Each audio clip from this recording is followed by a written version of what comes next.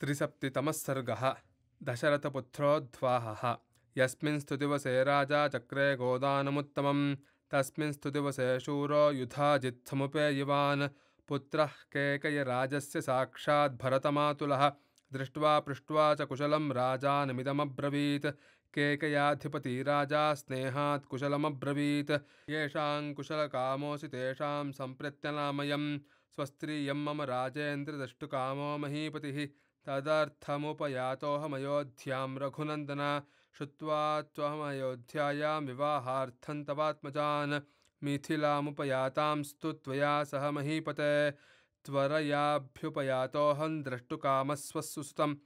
अथ राजा दशरथः प्रियातिथिमुपस्थितं दृष्ट्वा परमसत्कारैः पूजनार्हमपूजयत् ततस्तामुषितो रात्रिं सह पुत्रैर्महात्मभिः प्रभाते पुनरुत्थाय कृत्वा कर्मणि कर्मवित् ऋषींस्तदा पुरस्कृत्य यज्ञवाटमुपागमत युक्ते मुहूर्ते विजये सर्वाभरणभूषितैः भ्रातृभिस्सहितो रामः कृतकौतुकमङ्गलः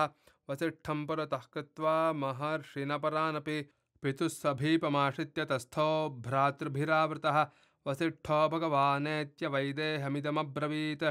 राजा दशरथो राजन् कृतकौतुकमङ्गलैः पुत्रैर्नरवरश्रेष्ठदातारमभिकाङ्क्षते दातृप्रतिगृहीतृभ्यां सर्वार्थाः प्रभवन्ति स्वधर्मं प्रतिपद्यस्व कृत्वा वैवाह्यमुत्तमम् इत्युक्तः परमोदारो वसिष्ठेन महात्मना प्रत्युवाच महातेजा वाक्यं परमधर्मवित् कस्थितं प्रतिहारो मे कस्याज्ञा सम्प्रतीक्षते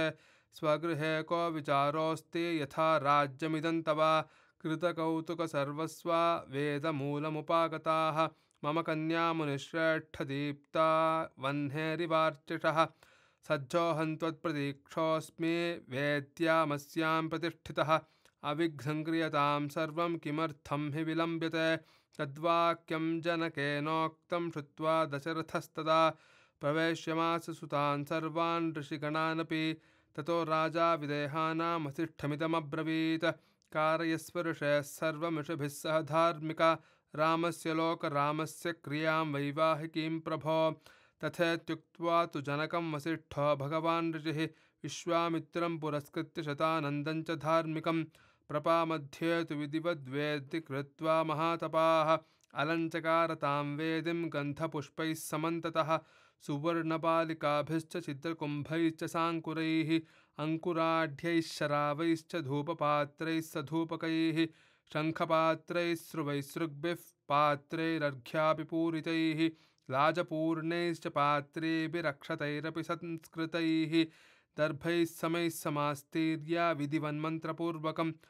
अग्निमाधाय वेद्यान्तु विधिमन्त्रपुरस्कृतं जुहावाग्नौ महातेजा वसिष्ठो भगवान् ऋषिः ततः सीतां समानीय सर्वाभरणभूषितां समक्षमग्ने संस्थाप्य राघवाभिमुखे तदा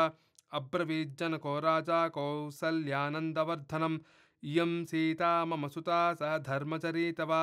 प्रतीच्छचैनां भद्रन्ते पाणिं गृह्णीष्व पाणिना पतिव्रता महाभागा छायेवानुगता सदा इत्युक्त्वा प्रक्षिपद्राजा मन्त्रपूतञ्जलन्तदा साधु साध्वति देवानां ऋषीणां वदतान्तदा देवदुन्धुपि निर्घोषः पुष्पवर्षो महानभूत् एवं दत्त्वा सुतां सीतां मन्त्रोदकपुरस्कृताम्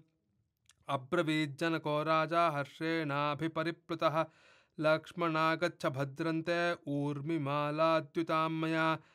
प्रतीच्छपाणिं गृह्णीष्व माभूत् कालस्य पर्ययः तमेव मुक्त्वा जनको भरतञ्चाभ्यभाषत पाणिं गृहाण माण्डव्याः पाणिना रघुनन्दना शत्रुघ्नञ्चापि धर्मात्मा अब्रवीज्जनकेश्वरः श्रुतकीर्त्या महाबाहो पाणिं गृह्णीष्व पाणिना सर्वे भवन्तः सौम्याश्च सर्वे सुचरितव्रताः पत्नीभिः सन्तु काकुत्स्था मा भूत्कालस्य पर्ययः जनकस्य वचः श्रुत्वा पाणीन् पाणिभिरस्पृशन् चत्वारस्ते च दस्ॄणां वसिष्ठस्य मते स्थिताः अग्निं प्रदक्षिणं कृत्वा वेदिं राजानमेव च ऋषींश्चैव महात्मानः सभार्या रघुसत्तमाः यथोक्तेन तदा चक्रुर्विवाहं विधिपूर्वकं काकुत्स्थैश्च गृहीतेषु ललितेषु च पाणिषु पुष्पवृष्टिर्महत्यासीदन्तरिक्षात् सुभास्वरा दिव्यदुन्दुभिनिर्घोषैर्गीतवादित्रनिस्वनैः नानिरतुश्चाप्सरस्सङ्घा गन्धर्वाश्च जगुःखलं विवाहे रघुमुख्यानां ततद्भुतमदृश्यत